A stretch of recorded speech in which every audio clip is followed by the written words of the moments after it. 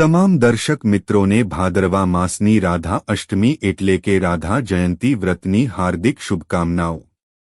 મિત્રો, શું તમે જાણો છો કે આ વર્ષે રાધા અષ્ટમી 2025ના દિવસે ફક્ત આ એક નાની ભૂલ કરવાથી રાધા રાણીની કૃપાથી તમે વંચિત રહી શકો છો? અને એટલું જ નહીં, શું તમે પણ મૂંઝવણમાં છો કે રાધા અષ્ટમી 2025માં આખરે ક્યારે ઉજવાશે? શું તે 30 ઓગસ્ટે છે કે પછી 31 ઓગસ્ટે છે? આ વર્ષે શુભ મુહૂર્ત શું રહેશે? પૂજા વિધિ શું રહેશે? અને આ દિવસે તમારે શું ખાવું જોઈએ તેમજ શું ન ખાવું જોઈએ? અને વ્રત ખોલવાનો સાચો સમય કયો છે? અને શું તમે જાણો છો કે 1000 વાર એકાદશીનું વ્રત કરવાથી મનુષ્યને જે ફળ મળે છે તેની તુલનામાં એક રાધા અષ્ટમી વ્રતનું ફળ તેનાથી 100 ગણું વધુ પ્રાપ્ત થાય છે? અને રાધા અષ્ટમીના દિવસે બરાબર બપોરે 12 વાગ્યે વ્રત ખોલવાનું સાચું કારણ શું છે? શા માટે રાધા રાણીએ પોતાના ભક્તો પાસેથી એક અનોખું વચન લીધું હતું? અને શું તમે જાણો છો કે રાધા રાણીનો જન્મ તળાવની વચ્ચે ખીલેલા કમળ પર કેવી રીતે થયો હતો? ભગવાન શ્રીકૃષ્ણને તુલસી તો અત્યંત જ પ્રિય છે, તો પછી રાધા અષ્ટમીના દિવસે રાધા રાણીને તુલસીના પાન કેમ ચઢાવવામાં આવતા નથી? સાથે સાથે તમને શું આ પણ ખબર છે કે રાધા રાણીને અરબીની શાકનો ભોગ લગાવવાનું રહસ્ય શું છે? અને તે કયો અદ્ભુત મંત્ર છે જેના જાપથી તમારા જીવનની બધી મનોકામનાઓ પૂર્ણ થઈ જાય છે? તો આવો જાણીએ રાધા અષ્ટમી ક્યારે છે, તેનું શુભ મુહૂર્ત, પૂજા વિધિ અને તે ગુપ્ત રહસ્ય જે આ દિવસની અદ્ભુત મહિમાને વધુ આગળ વધારી દે છે। તેથી વિડિયો અંત સુધી જરૂર જોતા રહેજો, કેમ કે અંતે હું તમને તે ગુપ્ત કથા કહેવાનો છું જેને બહુ ઓછા લોકો જાણે છે। સાથે સાથે એક શક્તિશાળી મંત્ર છે જેના જાપથી રાધા રાણીની કૃપા તરત જ પ્રાપ્ત થાય છે। અને હા, જે કોઈ પણ આ વિડિયો જોઈને જય શ્રી રાધે કોમેન્ટમાં લખશે તેના પર રાધા રાણીની વિશેષ કૃપા બની રહેશે। તો હમણાં જ નીચે કોમેન્ટ સેક્શનમાં રાધે રાધે લખીને વિડિયોને લાઇક કરી દો અને બેલ આઇકોનનું બટન દબાવવાનું તો બિલકુલ પણ ભૂલશો નહીં, જેથી આવી જ મહત્વપૂર્ણ જાણકારીઓ તમે સૌથી પહેલા મેળવી શકો। સનાતન ધર્મમાં રાધા અષ્ટમીના તહેવારનું મહત્વપૂર્ણ સ્થાન છે। આ દિવસે શ્રી રાધા રાણીનું અવતરણ થયું હતું। એવી માન્યતા છે કે આ દિવસે વ્રત રાખીને શ્રી રાધા રાણીનું ધ્યાન કરવાથી બધી મનોકામનાઓ પૂર્ણ થઈ જાય છે। ધાર્મિક માન્યતા મુજબ ભાદ્રવા સુદ અષ્ટમીના દિવસે વૃષભાનુજીના ઘરે રાધા રાણીનો જન્મ થયો હતો। આ દિવસને તેમના જન્મોત્સવ તરીકે મનાવવામાં આવે છે। અને આજના દિવસે જ રાધા રાણી સાથે ભગવાન શ્રીકૃષ્ણની પણ પૂજા કરવામાં આવે છે। એવી માન્યતા છે કે આ દિવસે રાધા રાણી વૃષભાનુજીને એક તળાવમાં ખીલેલા કમળના પુષ્પની વચ્ચે મળી હતી। તે તિથિ અષ્ટમી જ હતી અને ત્યારથી અષ્ટમી તિથિના દિવસે શ્રી રાધાષ્ટમીનો પર્વ મનાવવામાં આવે છે। ધાર્મિક માન્યતા મુજબ આ દિવસે રાધા કૃષ્ણની પૂજા કરવાથી ભગવાન શ્રીકૃષ્ણ પ્રસન્ન થાય છે અને પોતાના ભક્તોની બધી મનોકામનાઓ પૂર્ણ કરે છે। આ વ્રત રાખવાથી ગૃહસ્થ જીવનમાં સુખ, સમૃદ્ધિ અને સૌભાગ્યની પણ વૃદ્ધિ થાય છે। મધ્યાહન કાળમાં ભગવાન શ્રીકૃષ્ણ અને રાધા રાણીની પૂજા કરવી વિશેષ લાભદાયક રહે છે। રાધા અષ્ટમીના દિવસે તમે રાધા રાણીની પૂજા કરતા સમયે તેમને અરબીની શાકનો ભોગ અવશ્ય લગાવો જે શુદ્ધ અને સાત્વિક રીતે બની હોય, કારણ કે એવું કહેવામાં આવે છે કે રાધા રાણીને અરબીનું શાક અત્યંત પ્રિય છે। આ દિવસે ઓમ રીમ શ્રી રાધિકા મંત્રનો જાપ કરવો જોઈએ। કુંવારી કન્યા અથવા અવિવાહિત લોકો જો આ મંત્રનો જાપ કરે છે તો તેમના લગ્નમાં આવી રહેલી અડચણો દૂર થાય છે। જે લોકો પ્રેમ લગ્ન કરવા માંગે છે તેઓ આજના દિવસે ઓમ કલીમ કૃષ્ણાય ગોપીજન વલ્લભાય સ્વાહા આ મંત્રનો શક્ય તેટલો જાપ કરે. પરંતુ આ મંત્ર તો ફક્ત એક શરૂઆત છે, કારણ કે આગળ અમે તમને જણાવીશું તે ખાસ ગુપ્ત મંત્ર જેને બહુ ઓછા લોકો જાણે છે અને કહેવામાં આવે છે કે તેના જાપથી મનોકામનાઓ તરત જ પૂર્ણ થઈ જાય છે. પરંતુ તેના વિશે જાણીએ તેના પહેલા એ જાણી લઈએ કે રાધા અષ્ટમીની પૂજા કેવી રીતે કરવી. પરંતુ ફક્ત પૂજા વિધિ જાણવી પૂરતી નથી. આગળ અમે તમને જણાવીશું તે શુભ મુહૂર્ત વિશે જેને જો તમે નહીં જાણો તો વ્રતનું અડધું ફળ પણ તમને નહીં મળે. તો ચાલો સૌથી પહેલા જાણી લઈએ કે પૂજા વિધિ શું છે. પૌરાણિક કથાઓ અનુસાર શ્રી રાધા રાણી ભગવાન શ્રીકૃષ્ણ કરતા આયુષ્યમાં મોટા હતા. આજના દિવસે શક્ય હોય તો પૂજા કરીને વ્રત જરૂર રાખો. વ્રત ખૂબ જ સરળ છે અને રાધા રાણીની પૂજામાં વધારે નિયમોનું પાલન કરવાની જરૂર નથી. રાધા અષ્ટમીના દિવસે સવારે વહેલા ઉઠીને સ્નાનાદિથી નિવૃત્ત થયા પછી સ્વચ્છ કપડાં પહેરો. પછી એક ચોકી પાથરીને તેના પર સાફ લાલ અથવા પીળું વસ્ત્ર પાથરો. આસપાસ મંડપ સજાવો, રંગોળી બનાવો અને પછી તમારી પાસે જે રાધા રાણીની મૂર્તિ કે તસવીર હોય તેની સ્થાપના કરો. પંચામૃતથી રાધા રાણીનો અભિષેક કરો. ત્યારબાદ અત્તર, પુષ્પ, ચંદન વગેરે અર્પણ કરો. જળ અર્પણ કરો અને રાધા રાણીજીનું શૃંગાર કરો. ધૂપદીપ પ્રગટાવીને રોલિયક્ષથી રાધા રાણીની પૂજા કરો. ફળફૂલ અર્પણ કરો, રાધા રાણીજીને ભોગ લગાવો અને વ્રતની કથા વાંચો. વ્રત કથા સાંભળ્યા પછી જેમ કાન્હાજીને માખણ મિશ્રીનો ભોગ અતિ પ્રિય છે તેમ જ રાધા રાણીને અરબીનું શાક ખૂબ જ પ્રિય છે. તો આજના દિવસે ભોગમાં શુદ્ધ અને સાત્વિક અરબીનું શાક જરૂર અર્પણ કરો. તમે કોઈ પણ મોસમી ફળ, દૂધ અથવા દૂધથી બનેલી મીઠાઈઓનો ભોગ તો લગાવો જ છો, તો એની સાથે અરબીનું શાક બનાવીને તમે તેને પ્રસાદ સ્વરૂપે જાતે પણ ગ્રહણ કરો. બપોરે અરબીના શાકથી જ તમે તમારો ઉપવાસ પણ ખોલી શકો છો. ભગવાનને જે પણ ભોગ અર્પણ કરો તેમાં તુલસીના પાન અવશ્ય રાખો. પરંતુ ધ્યાન રાખજો કે રાધા રાણીને તુલસીના પાન અર્પણ ન કરો. ધ્યાનમાં રાખો કે આજના દિવસે શુદ્ધ સાત્વિક ભોજન અર્થાત લસણ ડુંગળી વિનાનું ભોજન જ બનાવવું જોઈએ અને એ જ ભોગમાં અર્પણ કરવું જોઈએ. પૂજા કરતી વખતે તમે શ્રી રાધા કૃપા કંઠ સ્તોત્ર અથવા શ્રી રાધા ચાલીસાનો પાઠ કરો. સૌથી અંતે રાધાજીની અને ભગવાન શ્રી કૃષ્ણની આરતી ગા. આજના દિવસે ભગવાન કૃષ્ણ અને રાધા રાણીની એકસાથે પૂજા કરવી ખૂબ જ જરૂરી છે. કહેવાય છે કે જન્માષ્ટમીનું વ્રત રાખનારા ભક્તોએ રાધા અષ્ટમીનું વ્રત પણ રાખવું જોઈએ, ત્યારે જ જન્માષ્ટમી વ્રતનું પૂર્ણ ફળ મળે છે. પૂજા કરતી વખતે ઓમ હિમ શ્રી રાધિકાય નમઃ, જય જય શ્રી રાધે, ઓમ શ્રી રાધા કૃષ્ણ વલ્લભાય નમઃ, શ્રી રાધે રાધે, હરે કૃષ્ણ મંત્રનો જાપ કરો. સાથે સાથે ઓમ હિમ શ્રી રાધિકાય વિદ્યમહે ગોપ વલ્લભાય ધીમહિ તન્નો રાધા પ્રચોદયાત આ મંત્રનો પણ શક્તિ પ્રમાણે શક્ય તેટલો જાપ કરો. આ સંપૂર્ણ રીતે સરળ વિધિ છે. તમે સવારે સંકલ્પ લઈને વ્રત આરંભ કરો અને તમારી શક્તિ મુજબ, સમય મુજબ સવારે પૂજાપાઠ વિધિ વિધાથી કરો. સવારે જો સમય ન હોય તો સરળ રીતે સંકલ્પ લઈને બપોરે બરાબર 12 વાગ્યા પછી આ ઉપવાસ ખોલી શકો છો. જો તમે ઉપવાસ ખોલતા સમયે એટલે કે 12 વાગ્યા પછી ઘરે ન હો અને વિધિ મુજબ પૂજા ઘરે ન કરી શકો તો તમે જ્યાં હો તે જગ્યાએ, ભલે કામકાજ માટે બહાર હો કે મુસાફરીમાં હો, ત્યાં જ આંખો બંધ કરીને સાચા મનથી શ્રી રાધા રાણી અને ભગવાન શ્રીકૃષ્ણને હાથ જોડીને પ્રણામ કરો. મનથી જ તેમની પૂજા કરો, મનમાં ધૂપદીપ પ્રગટાવો અને મનથી જ તેમનું ધ્યાન કરો.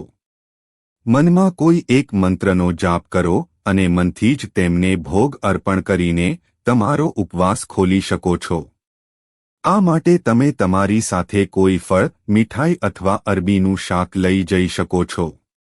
બપોરે બરાબર 12 વાગ્યા પછી મનથી ભોગ લગાવ્યા પછી તમે એ જ વસ્તુને પ્રસાદ સ્વરૂપે ગ્રહણ કરીને તમારો ઉપવાસ ખોલી શકો છો.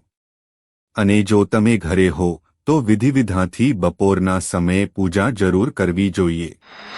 સામાન્ય રીતે દરેકે પોતાની સામર્થ્ય પ્રમાણે રાધા રાણીની પૂજા કરીને તેમને ભોગ લગાવવો જોઈએ. પરંતુ અરબીના શાક સિવાય આજે તમે તેમને મીઠું પાન પણ અર્પણ કરી શકો છો. મીઠું પાન પણ રાધા રાણીને ખૂબ જ પ્રિય છે અને જો તમારું સામર્થ્ય હોય તો તમે 56 ભોગ પણ લગાવી શકો છો. પ્રિય દર્શકો, વિડીયોને અધવચ્ચે છોડીને બિલકુલ પણ ન જતા, કેમ કે માહિતી હજી પૂરી થઈ નથી.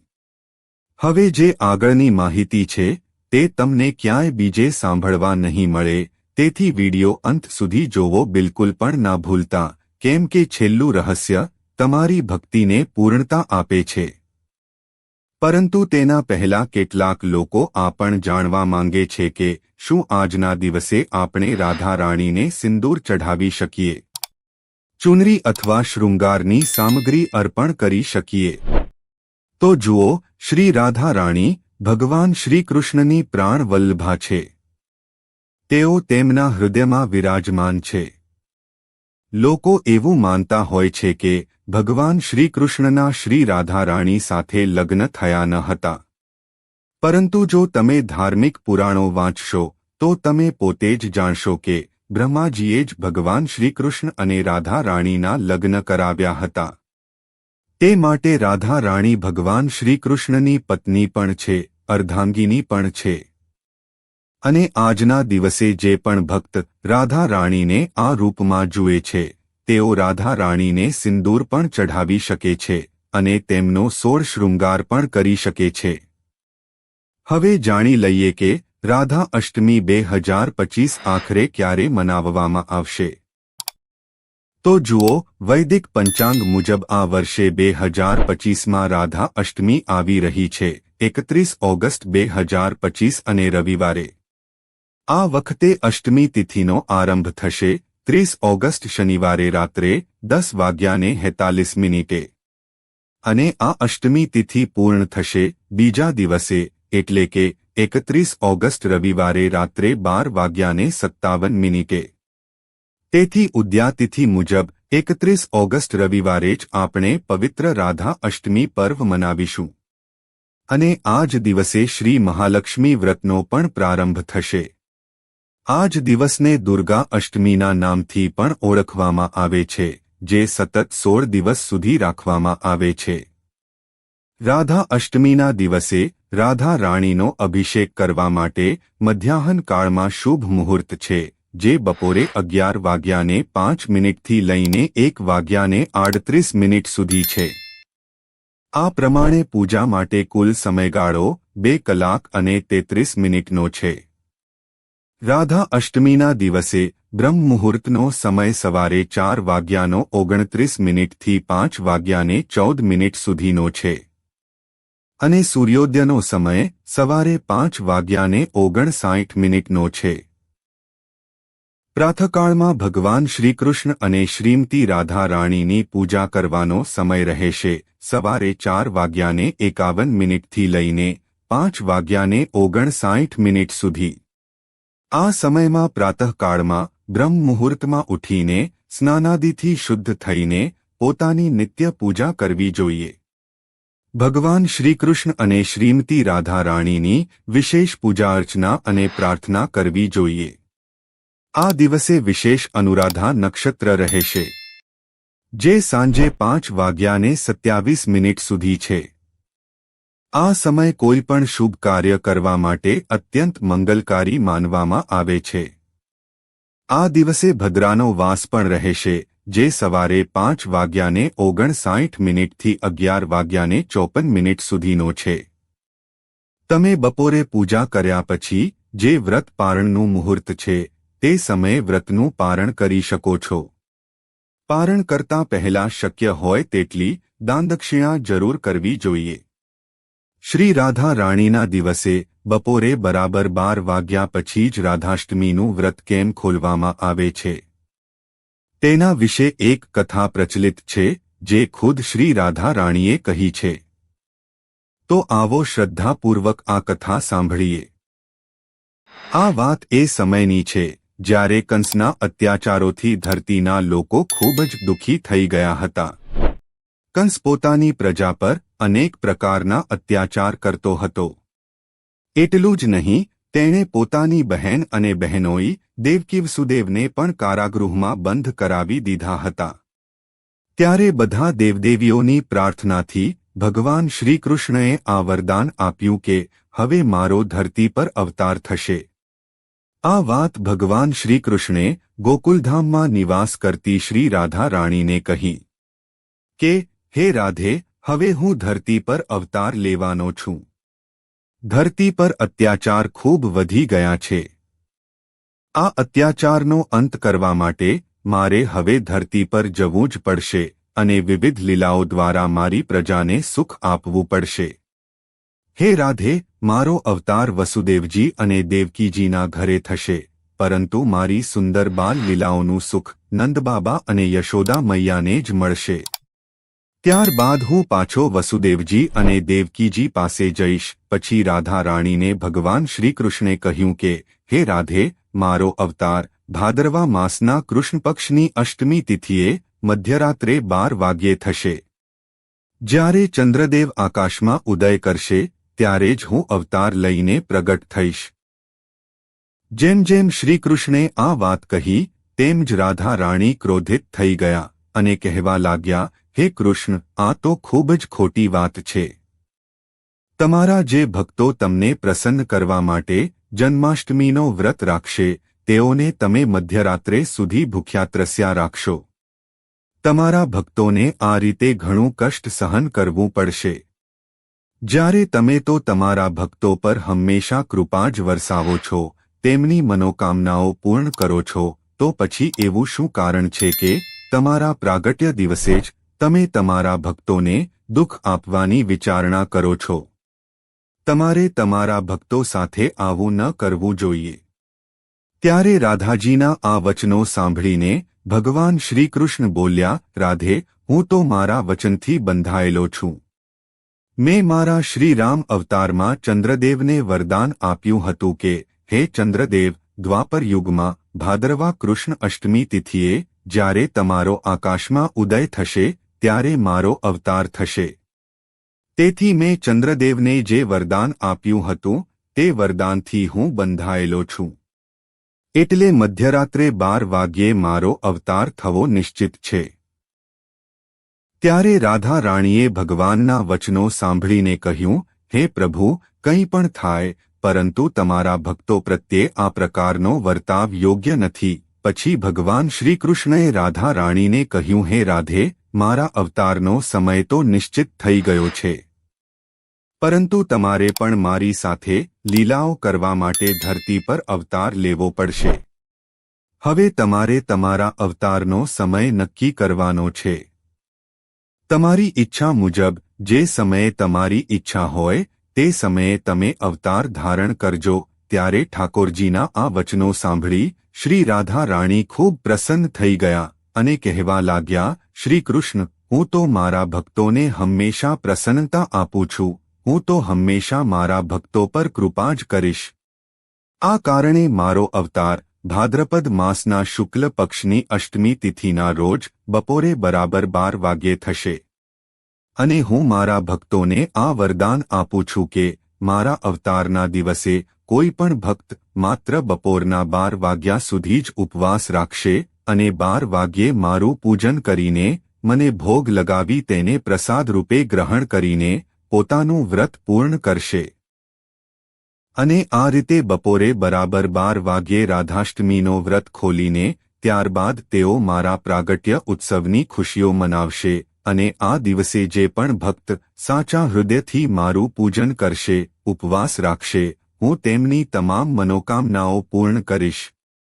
સદા તેમના પર મારો આશીર્વાદ બનાવેલો રાખીશ। હું મારા એવા ભક્તોના જીવનમાં ક્યારે કોઈ કમી નહીં રહેવા દઉં જે મારું અને તમારું નામ સાથે લેશે, જે મારી કથાઓ સાંભળશે, મારા નામનું કીર્તન કરશે. હું સદા તેમની રક્ષા કરીશ, તેમની તમામ મનોકામનાઓ પૂર્ણ કરીશ. એ જ કારણ છે કે રાધા અષ્ટમીના દિવસે બરાબર 12 વાગ્યે રાધા રાણીને ભોગ લગાવીને ઉપવાસ ખોલવામાં આવે છે. તો આ હતી રાધા અષ્ટમી સાથે સંબંધિત કેટલીક મહત્વપૂર્ણ જાણકારીઓ. એક ગુપ્ત માન્યતા છે કે જે પણ રાધા અષ્ટમીના દિવસે રાધા રાણીના આ વિડીયોને લાઇક કરે છે તેને રાધા રાણીની 7 દિવસમાં કૃપા પ્રાપ્ત થાય છે.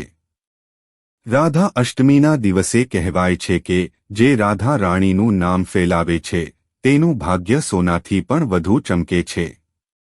તો હમણાં જ આ વિડીયોને લાઇક કરો, શેર કરો અને કોમેન્ટ બોક્સમાં રાધે રાધે અવશ્ય લખજો.